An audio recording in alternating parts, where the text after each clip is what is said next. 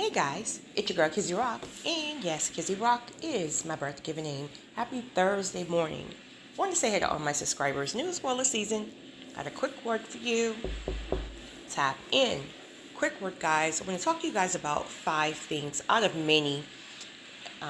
Probably can go about 20 more, right? But 5 things out of many that may tell you that you are operating from a people-pleasing seed, or you are operating out of season, or you are lacking in boundaries, or you are helping individuals who you're not called to help. So I'm going to talk to you guys about 5 things, but really quickly I want to say, coming from a person who's an empath, coming from a person who's a visionary, coming from a person who just always had a heart to serve, one thing that I wish I knew way earlier is that you are not called to help everybody. You're not called to save everybody. We are not called to be pouring from empty cups. We're not called to allow people to literally use and abuse you because you struggle with boundaries and you struggle with struggle with operating from a people pleaser's seed. And again, if you're not careful, religion at times will make people think that you can be dragged through the mud, burnt out, tired, and have absolutely nothing in you to give emotionally, physically, and you are still to have people pulling from you. I think we all can agree that God is love. So if God is love, why would he not want you to love yourself? If God is love, why would he want you to live a life where you are constantly depleted, you are constantly frustrated, miserable, depressed? Why, if God is loved, why would he want you to not love yourself? So this is why, in my opinion, a relationship with God is so important, because a lot of the things that religion may have said or taught you are just, some things are generational conditioning, things like that. When you have a personal relationship with God, God starts to give you nuggets. God starts to draw up certain things into your ear that helps you to understand that that was just conditioning, but that's not my way. Or it's fine if they did that, because maybe it's not pulling from them to the level that it will pull from you. See, I'm using you. You answered the call. They may have not. So in saying that, they're not being used as much as you. But with you, you're being used by the individuals who God needs you to reach, your purpose and your calling. Also just every day. So you're being used more. So you got to reserve more. So just because you've seen it all your life doesn't mean, and I've heard stories about my grandmother, my great grandmother, etc., and how they were all servers, and like they would literally just give you the shirt off of their back, and which is amazing, right? We're not saying that anything is wrong with that. We are called to help. We are called to love. We are called to serve. I'm speaking about having that balance where you are balanced, right? So again, I know some people are not perspective thinkers, and that's not a bad thing at all, right? We just all think differently. I'm a visual learner. Don't give me nobody's multiple choice, right? But give me multiple choice. Do not give me fill in the blanks. Oh my God. Do not give me fill in the blanks. But show me something one time and boom, I got it. So the point is, we all learn and receive things differently for different reasons. So when I say perspective thinkers, it means you can see things from different angles, and you can see things not one-sided. So when I say that you have to find boundaries and healthy ways to serve, that doesn't mean you serve nobody. That means, yes, you still serve, you still love, but make sure you're using wisdom. Make sure you're using discernment. Make sure that God is guiding you. Make sure you're paying attention to your convictions, that when God says, this ain't your assignment. That's you up in there. That's your heart and your that ain't your assignment. I got something else for that. So paying attention to your spirit, because your spirit will always alert you when an assignment is coming to an end, or if you've already gotten yourself involved in something, and then God is like, well, listen, I didn't tell you, you're on your own with that one, right? So listen to your spirit will always tell you. So let's talk about these 5 things. Number 1, well, I actually spoke about some as I was speaking, but whatever. Number 1, you feel burnt out. You feel absolutely burnt out. You feel drained, emotionally, physically, spiritually. It's almost like you just have nothing to give. Being in healthcare, I know exactly what burnout feels like, because it's very, very common. So you gotta recognize burnout, so you can just step back and know how to go and get filled back up, etc., etc. But you feel burnt out. You're almost walking around like a zombie. You're just on. Is it pilot mode? Is it pilot mode when you just kind of being like, I don't know what I'm trying to word what I feel, right? But it's almost like you're just walking on, I don't know. All right. Number 2, your self-care is lacking. Your self-care is lacking. 4 of your nails are popped off, right? Your edges all over the place. You like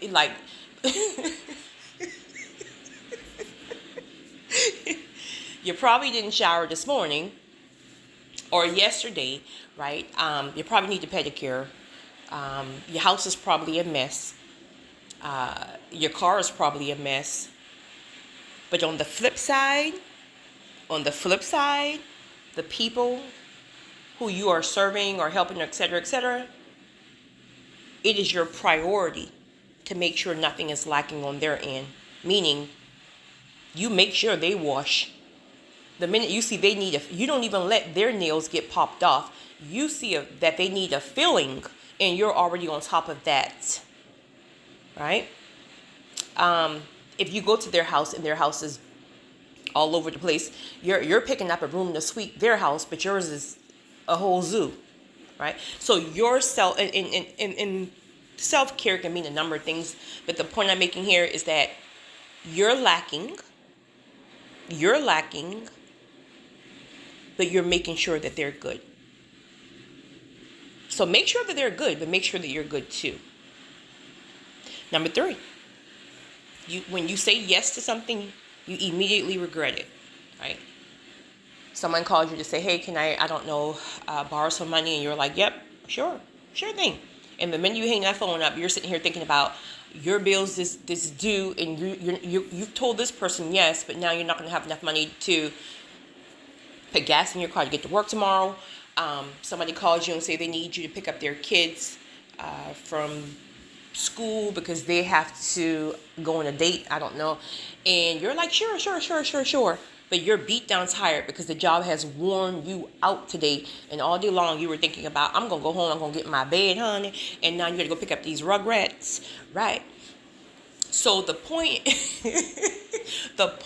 is when you say yes, first thing, I really had to learn this, and I still have to be intentional. Don't say yes so quickly. So now if somebody calls me and asks me to do something or whatever, even if I see the text immediately, I don't respond immediately. I have to literally give myself time to allow it to digest. Then I make sure I tap in spiritually. God, is this going to harm me? Meaning, if I say yes to this, is it going to cause me to regret it and then have things lacking on my end because I decided to say yes so quickly? So sometimes I'll wait a whole day, and what you real or I'll text back or whatever, and say, hey, give me a minute, I'm a little busy or whatever, or give me time to kind of like make sure there's nothing on my calendar, etc. When you give yourself that space to allow God to come in and really help you understand, are you saying yes because this is something I need you to do, or are you saying yes because you're operating from a people-pleasing seed? Are you saying yes because you don't know how to put up and hold boundaries in place? And so that time gives you time to respond accordingly. And even with that space, it almost like when you respond so quickly, you'll start, if you really pay attention to it, you will realize that you're responding from a place of anxiety. It's almost like triggers will come back from maybe times you were rejected or misunderstood, etc. So it's almost like that yes is a quick yes, because it's like yes, because you just, those triggers are there, and it's reminding you of maybe other times where you were rejected, misunderstood, etc. So that space gives you time to let that anxiety pass, and now you're making a decision based from the correct seed.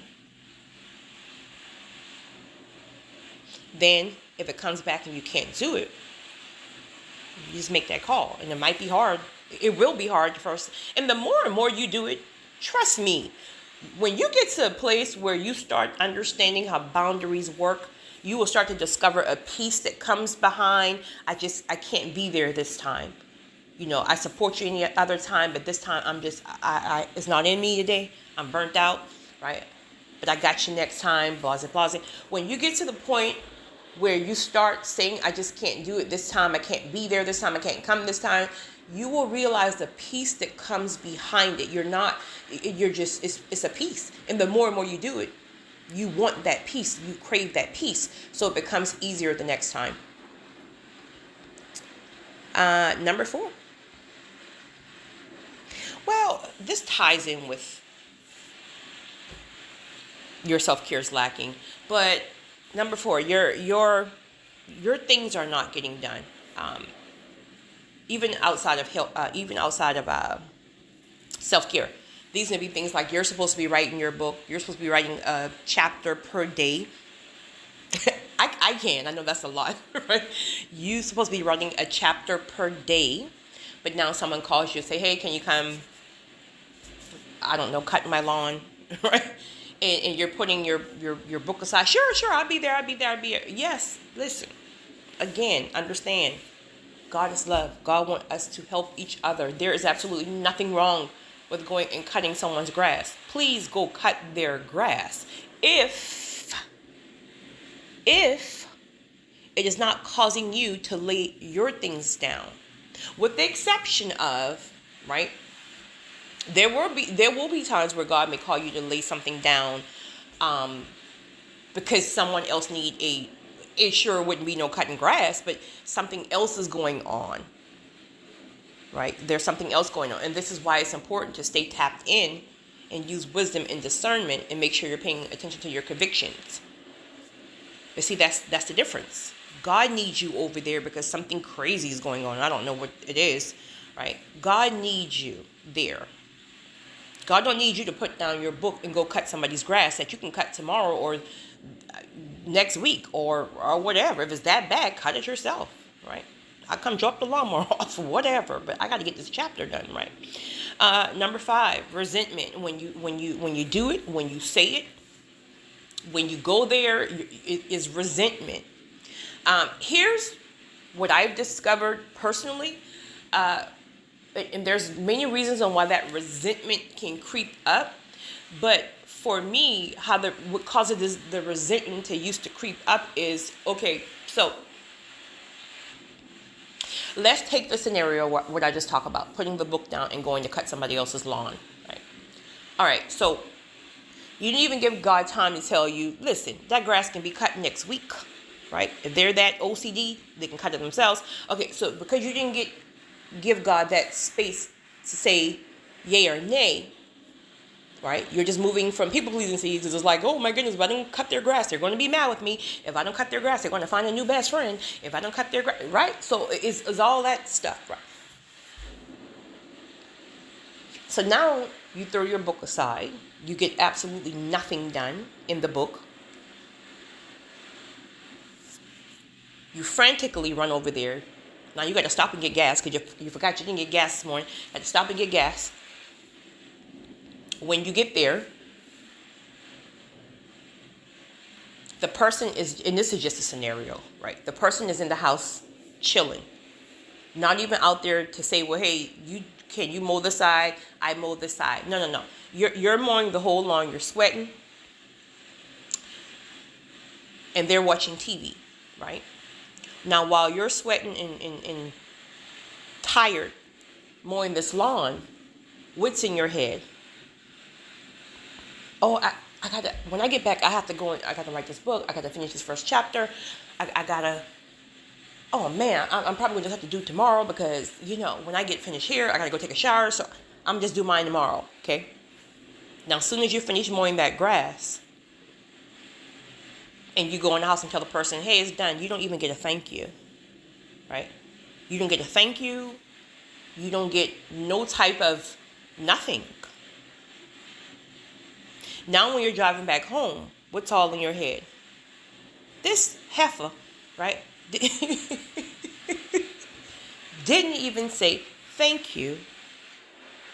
And now you're in your head, I could have been writing my book. Now I let my stuff go lacking. I told God I would write a chapter a day. I didn't even get that done. And now I'm so tired I can't even get it done. Now I sat right here and put you first and you didn't even say thank you. You don't even recognize how much it took for me to get here. I had to stop and get gas. I had to go inside because the credit card machine wasn't working outside. I came over here and now I'm sweating. I did all this and now I didn't even get my stuff done. And you don't even realize how much I've done and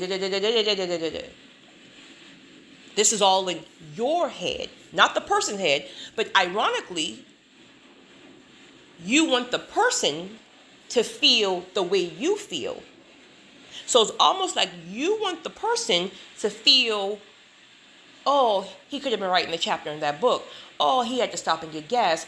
Oh, he had to probably blow somebody because they tried to cut in his lane. And oh, now when he gets back home, he's not going to be able to write his book. He's going to have to take a shower. You want the person to feel how you feel. They can't grasp it like that. And then that frustration amps up even further because now you're looking at it like, do you know what all I had to do just to cut your grass? And they're just like, I just asked you to cut the grass. You could have said no. And now it's really on now. What do you mean I could have said no? You called me like you're having an OCD attack and I threw everything down to come and help you. And the person is like, but you could have just said no. And you're like, I couldn't say no because you made it seem like, and they're just like, but you could have said no. Why are you tripping? I've had one too many scenarios like this in the past. Trust me when I tell you. So that's when God will have to really come in and teach you that truly it's really not the person's fault, the other person's fault. Yes, they may be ungrateful. Yes, they could have bring their behind outside and help you cut that grass. Yes, they could have come out there with a nice cold cup of water because they see you out there. Yes, they could have asked you, well, do you mind cutting my grass? But do you have anything else you had to do? Yes, they could have said all that. But they didn't. But you, knowing what you had to do, could easily say, I can't do that today. I may can do it. I'll let you know if I can do it later this week, etc., etc. But all that anxiety, all of that resentment, all of that frustration, all of that stuff that you're feeling, and you're just like, oh, I'm never helping anybody again. This is it. That's all you, boo. It was all me, right? I didn't know it then. Oh, I know it now. It was all me, and I take full responsibility. You got to take full responsibility because you are allowing people to, and it's not that sometimes the people are even doing it intentionally. It's just because you're moving from the wrong seed. Somebody's getting this, honey. You're moving from the wrong seed. So this is why it's important for you to take full accountability for your yeses, your decisions, your no's. So never change your heart. God gave you a big heart for a reason. That big heart is what's going to help you so much within purpose. You're going to have to be able to empathize with people, sympathize with people, things like that. So that's never, ever a question. Love unconditionally. That's never, ever a question. Help without looking to get things back in return. Such as, I cut your grass today, that means you have to cut my grass tomorrow. No. You move through intentional servitude, intentional love. That's not the question. The question is, what seeds are you operating from? The question is, why are you allowing people to take advantage of you to the point that you are crawling in the mud? Your heart is to the floor because it's been broken 99 times because you keep choosing a certain type of people. Do you know narcs are literally drawn to a certain type of people? Narcs are drawn to empath. Narcs are drawn to people pleasers. Narcs are drawn to people who are broken and just can't stand up for themselves. For whatever reasons, they're drawn to that. Drug addicts are drawn to certain type of people who they know will never say no. This is why if you know somebody who's a drug addict, and as long as you're telling them yes, they're always around you, or they're always calling you, even when they go on their binge or whatever. When they come back, they find you. Start telling them no. Start telling them no, right? Even when you tell them no, they're going to keep trying to pull at you because they already know what type of, Tell them no and stand on that no and see how much they come around. Tell them no and say, and my no is no. Don't harass my nerves. Don't call my phone. No, right? See how much they come around after that. People are only using you because you are allowing it. You are not the only person who see, every assignment is not your assignment. I had to learn this too. Trust me, right? Because you think an assignment is yours. It's like, oh, in the name of Jesus, I'm going to let you drag me through this mud. I'm going to let you do, right? Now it's no. Before you jump into something so quickly, right? You need to ask God, is this my assignment? Because if it's my assignment, right, there's a grace behind it that it can be very, very frustrating, but I can get it done, right? I've gotten things done assignment-wise that nobody else could.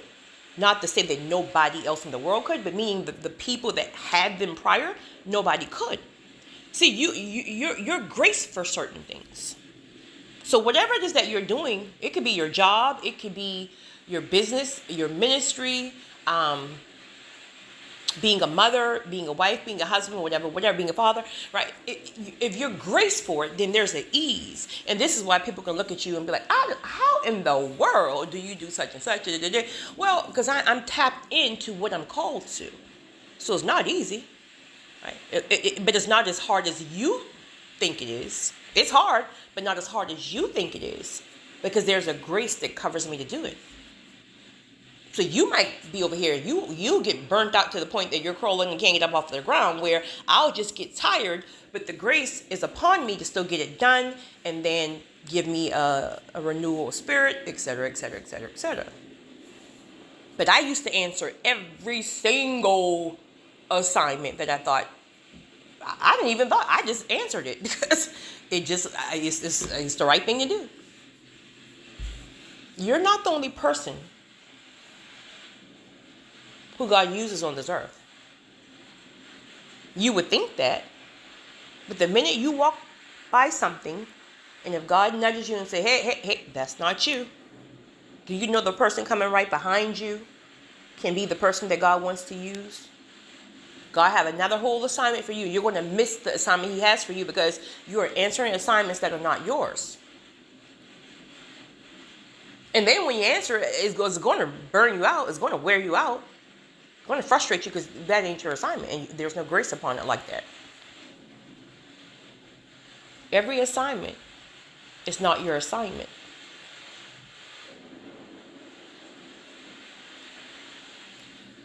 I hope this helps someone. I wanted to share that because, again, a lot of people really struggle in this area.